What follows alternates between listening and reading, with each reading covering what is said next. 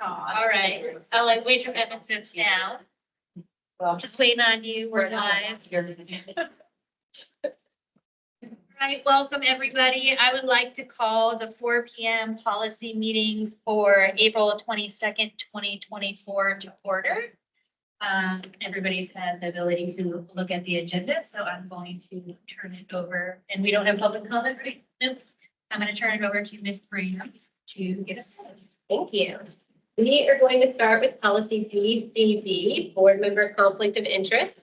This was one that the policy committee had previously reviewed, sent for first reading, and then it was sent back to policy committee for further review, particularly in regard to the question of volunteering by board members, volunteering within the schools by board members.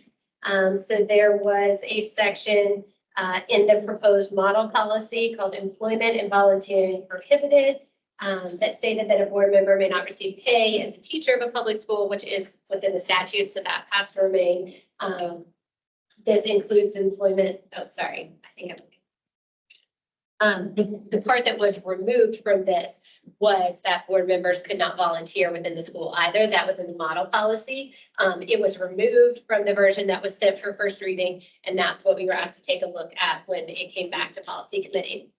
So the one recommendation that was made was from another district that has a similar policy that has a portion called volunteering limited, which says a board member is not permitted to serve in a position in the district where he or she would have a singular responsibility for a curricular, co-curricular, extracurricular program or activity or students and would report directly to the superintendent, principal, athletic director, or other school administrator.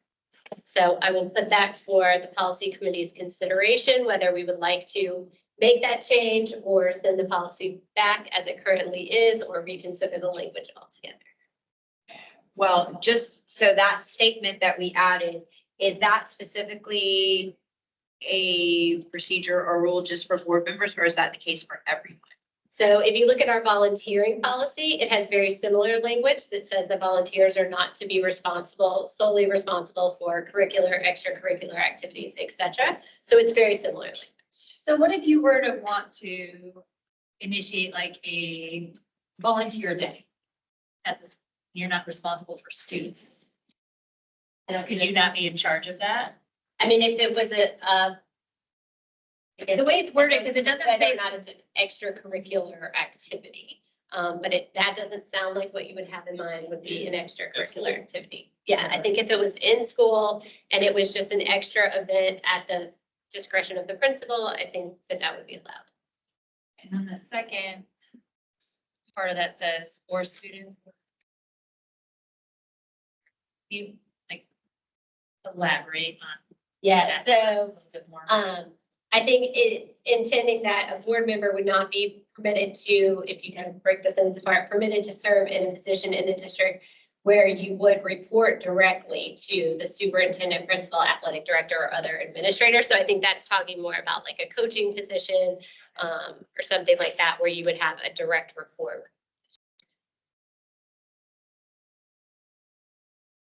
Being added, questions or concerns about it? And again, just to reiterate, the initial conversation was that the concern was that a board member acting in their position as a volunteer and then being subservient, if you will, to the principal at the school level, but then also being a board member, which would make them in charge ultimately of the school district. There is an attorney general's opinion that addresses that is not really appropriate. And so that was where the model language came from, that includes the statement that that's not appropriate. This doesn't really address that. Well, it doesn't really. That's why this is the only district that has this particular language that we could find within South Carolina. Almost all the rest of them either follow the model policy or don't make a statement about it at all. Honestly, I don't want to. I'm kind of on the side of not making a statement. I don't think this addresses it, so there's really no point. And I also feel like we're already board members. If you're a volunteer, you're already getting that with the volunteer policy. So it's not like it is needed. It's just kind of redundant. It's answers the entire state for this. I'm sorry. No, it's not. I understand there was some concern about it, but I still feel strongly that like we want our board members volunteering in our schools. I think if there was some reason addressing it on a case by case basis, the same way we would have volunteer is appropriate. So I'm fine with still leaving it and passing out of committee as it was, if everybody else is in agreement. And if you feel like you want to include that language, please let me know. It's just extra. So we will send it back for first reading as it is currently written. Okay. Next up is policy ECAC, vandalism. And there are just minor updates to this policy based on the model. This is one that had not been updated since 2002. And so you can see the model updates there, and the district did not have any recommendations to her from the model. Really, what is the difference between this and the current policy? So if you look in the first, well, the first is that we're deleting the purpose as we are with all the policies we update. Just the further explanation about taxes and sort of stating that better, rather than saying that everything is funded with taxes, it's saying everything is funded with public funds, and that public funds would be utilized. So it's just stating it in a nicer way. And then it's just adding in the main sentence there in the second paragraph as well. It would include things beyond physical buildings, brick and mortar buildings. It could include our equipment that we have, our computer systems, etc. Signs. Oh, Those are not- the public signs. I don't see any issues with that. Somebody else? So I think that's good. That one for first reading. The next policy is EFE, competitive food sales and vending machines. This was another policy that had initially passed through policy committee, and then at the recommendation of the administration was referred back to policy committee. If you will look at the policy about 3/4 of the way down on the first page, there is a paragraph that talks about vending machines, and then a paragraph that talks about non-cafeteria and competitive food sales. And initially, the recommendation had been to delete both of those paragraphs and just replace it with the sentence that all items in the vending machines which are readily accessible to students shall be compliant with USDA Smart Standards. However, after review of the USDA regulations, we have felt that the second paragraph regarding non-cafeteria competitive foods needed to remain to keep us in compliance with the regulations. So I don't. And I know that we have Mr. White here and Amanda Santa Maria, so I don't know if they have anything they want to add. That paragraph that's Yeah. across, I, for some reason, I don't have the, it's not red line. Sorry, would you like to see it? Why sometimes it is.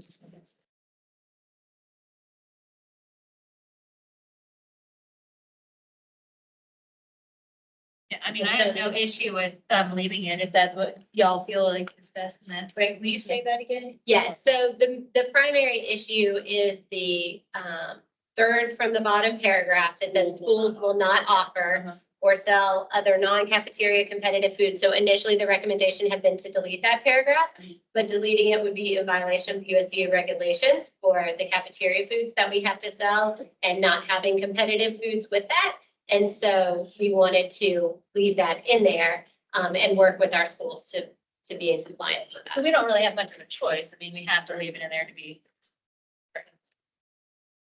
Even if I had an issue. So So it's to be in compliance with what? USDA. USDA regulations. USDA. And the kids probably don't like what it says. I mean, I'm sure they would like to have access to vending machines all the time with delicious, horrible for you snacks, but. Well, they bring their own bags, so. We need to be Items that's compliant not with the included. I'm just USDA saying, guidelines, they want to start. regulations. We do not want to lose our funding, so. Okay. All right. I agree with you.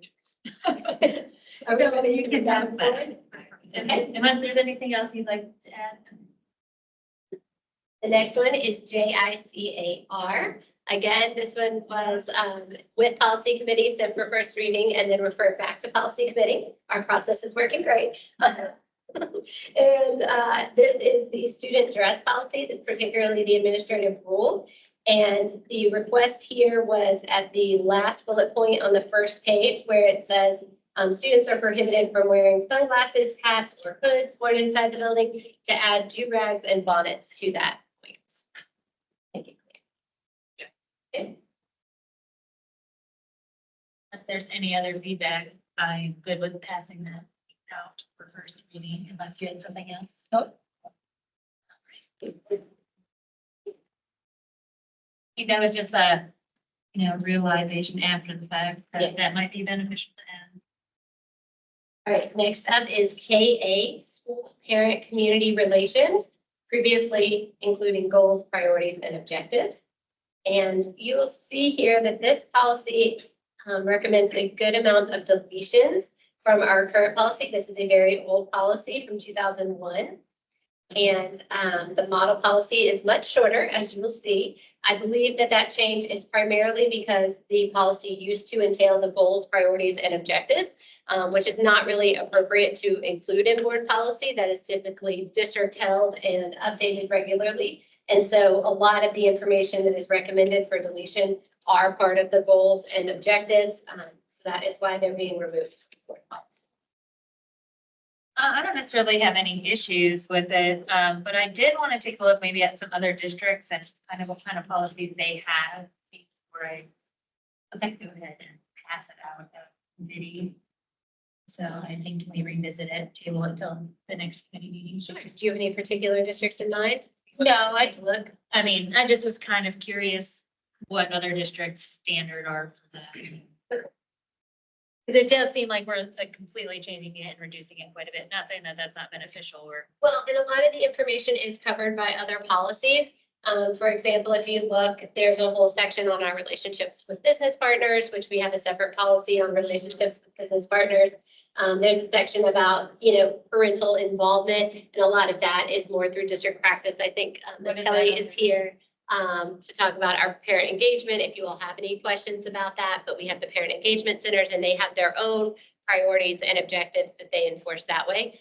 But we can certainly still look at other I'm districts. not necessarily sure I want to remove some of that from policy. I don't think it's bad to have, but I understand your reasoning. So I just wanted to do a little bit more research just on my end. I don't know if anybody else has any feedback or questions or. But if you don't mind. If there's no reason, we're not like pressed to get it out of committee. No, it hasn't been changed since 2001, so I think we'll be fine. it can sit for another. Okay. One additional review. All right, next up is KHC, distribution and posting of promotional materials. And there are fairly minor updates to this one, but again, it's a policy that had not been updated since 2001. And the district does not have any other recommendations beyond the model policy.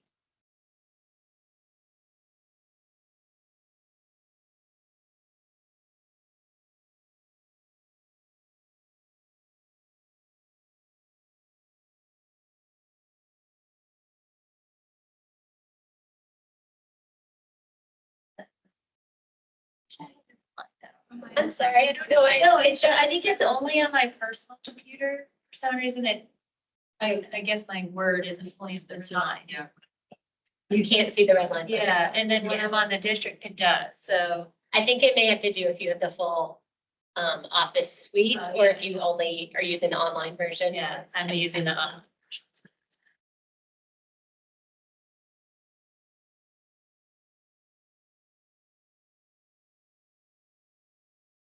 Can you scroll up just a bit?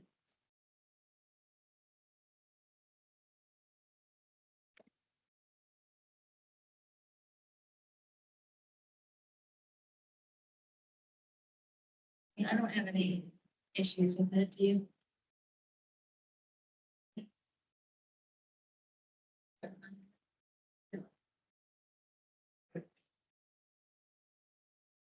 Do you have any questions or Nope. comments? Okay.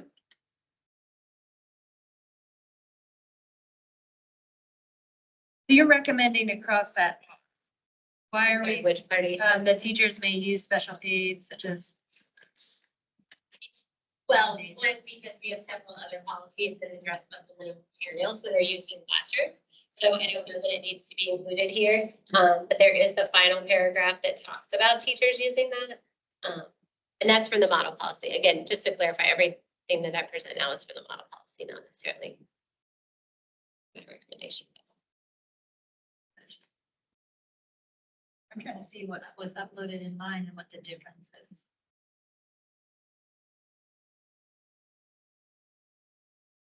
But I looked at.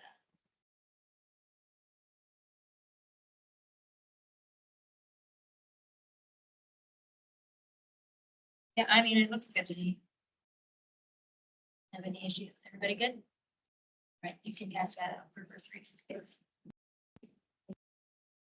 And the last policy for today is KLG, Relations with Law Enforcement Authorities.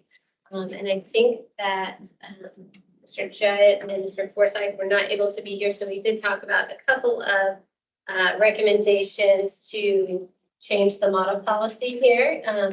You will see that there were some substantial changes between our current policy and the model policy. But some of the things that we wanted to clarify were one, to include a reference that this policy would also be used in connection with DSS investigations within the district. Because we typically apply this policy equally to DSS. However, it has never actually stated that, so we wanted to include that here. We have recently had meetings with DSS and have a good ongoing relationship with them about our expectations and their expectations of us. So we are working well together. Just wanted to clarify in the policy that. Is there a necessity to? I'm not necessarily certain how I feel about that, especially since I didn't get to view the red line policy. So again, don't know why that wasn't working, but. Yeah, I mean, I don't know that there's particularly a necessity. It is helpful for us when we are working with DSS caseworkers. And for example, if typically it is the practice that someone from the district attempts to sit in on that investigation. And so it is helpful for us if that is written in the policy, but I don't believe this is not a requirement that we do.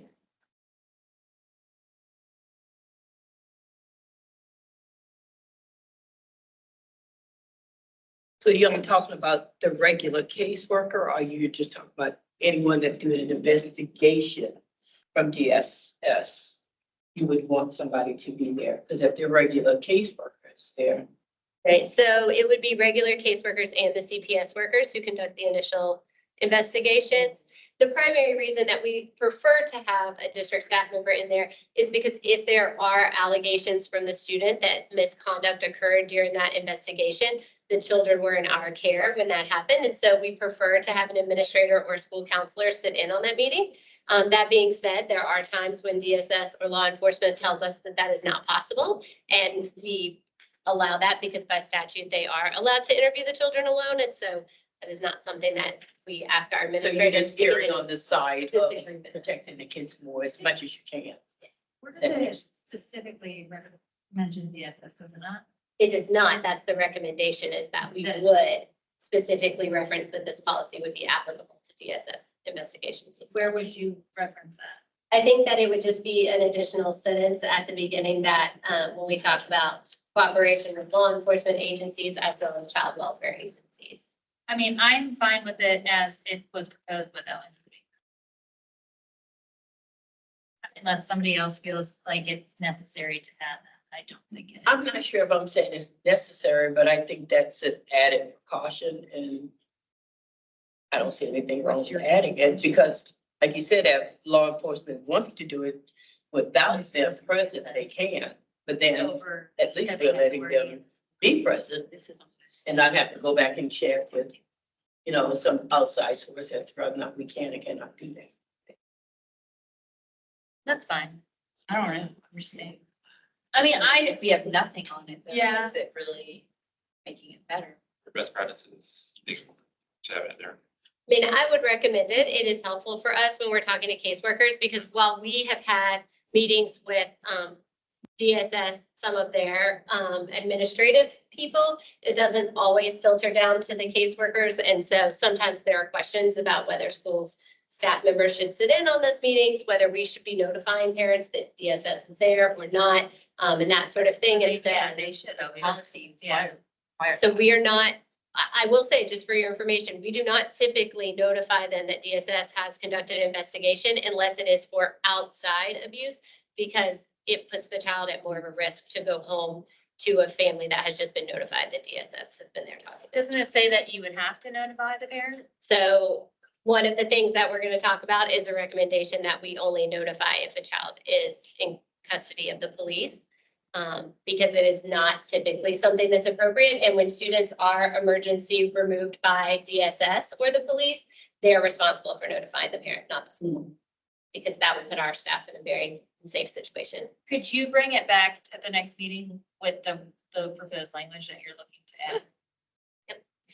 If you want, I can just go through the other changes so that we can know kind of what we want to look Yeah, at. I just would like to see like a finalized proposed policy. The second issue is the concern that, exactly as you said, that under the student interview, it says that prior to a student interview, school officials will call the student's parents or legal guardian. First and foremost, that is not required by law.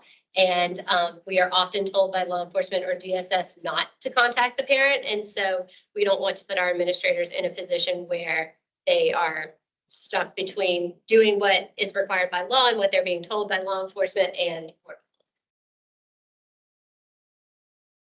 I'm always in favor of contacting the parent. I But it's- understand there's unique circumstances that, like in this where it says that there would be a danger to the student.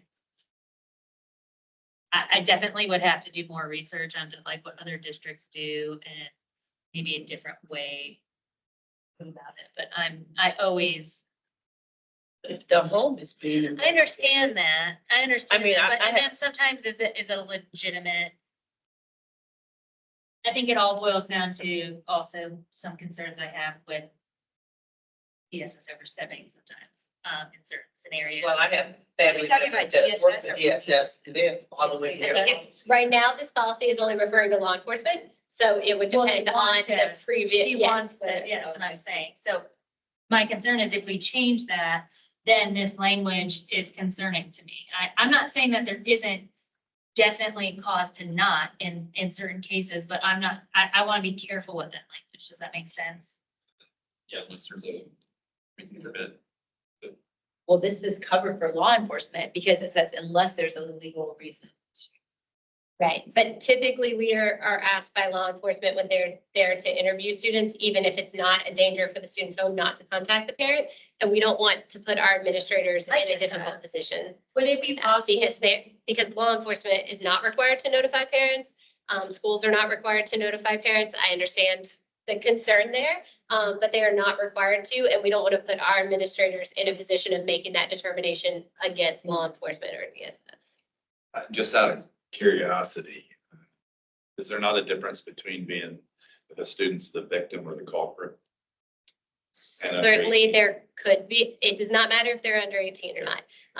Say if like, Whether they're the victim or not. I mean, it depends on the situation or why they're being interviewed. We also work with our partner agencies because students really shouldn't be being interviewed at school unless it is an emergent situation. So typically, if they were just like a witness to something that happened outside of school, they wouldn't be being interviewed while they're in our care. So, But we also know it's true that they'll come to school because they know they can get to the They do. child at school and avoid them.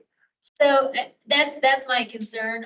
I have worked in the schools and where I have seen just consistent DSS pulling kids out. And I'm not saying there isn't valid reason for it, but I get concerned that it's an opportunity for them to work around that, know that they can get access to the student at the school, and then that becomes just an easier avenue. I just want to do a little bit more research and maybe just speak to some of our law enforcement myself and people are passing it out and not fully understanding. So law enforcement can interview Yes. children without. But that's thank you. Of any age, even elementary age. And like, what happens if like, you hear those stories about like the disgruntled neighbor or community member who just calls DSS on parents for an unjustified reason. And then, Yeah, it's good. Support it. That is ultimately DSS's responsibility to part that out. The school doesn't weigh in one way or another on the validity of the allegations. And when we sit in on those interviews, it is only to document the safety of the student during that interview. We don't take notes. We are not witnesses to that situation. well, I think that's my concern is opening that door so that they're accessed without parental knowledge or consent at the school. I'm not saying that there aren't justified reason or times. I'm not saying that if law enforcement isn't required, then they can contact that student outside of school, but I don't want school to then become I will say a just revolving for door. for practicality, our current stance is that DSS and law enforcement are allowed to interview students at school. So but that was the recommendation to include it in this policy because that is already the practice. And there have been some, and certainly you can look into this, there has been some friction with some other districts and DSS because they were not allowing them in. And there are attorney general's opinions that talk about DSS's right to conduct investigations in schools. So. Definitely would like to do a little bit more. Okay, so I just want to raise all my recommendations. Please send, can you send me an updated red line policy with the verbiage that you're choosing? Sure. The next change would be, where it says that, they recommended removal of the statement that a principal or designee would be present during the interview. And we would recommend that that remain principal or designee will make reasonable efforts to be present during the interview for the same reasons that we already talked about. So there wouldn't have to be a school, That's the recommendation for the model. Yes. that it wouldn't require. It would not require it. And I will say, legally speaking, the reason that this would say that they make reasonable efforts is because the law has been interpreted to say that both law enforcement and DSS can interview students without school members present. But it is our recommendation that they make an effort to be present. And if law enforcement or DSS refuses to allow them to, then they document that for their records. And then the last would be in the first paragraph under custody and arrest. It says that, and this was in the previous policy and is still in the model policy. It says if custody or arrest is involved, the principal will assist the law enforcement officer in assuring that all procedural safeguards as prescribed by law are observed. We would recommend removing that. That is not the job of our school administration. That is absolutely the job of law enforcement or DSS to make sure that they have followed their own procedural safeguards. So we would recommend removing that.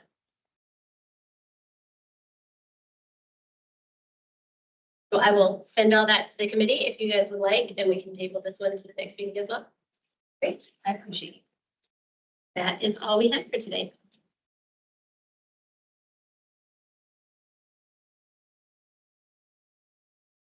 If we have no more public comments, then I adjourn this meeting.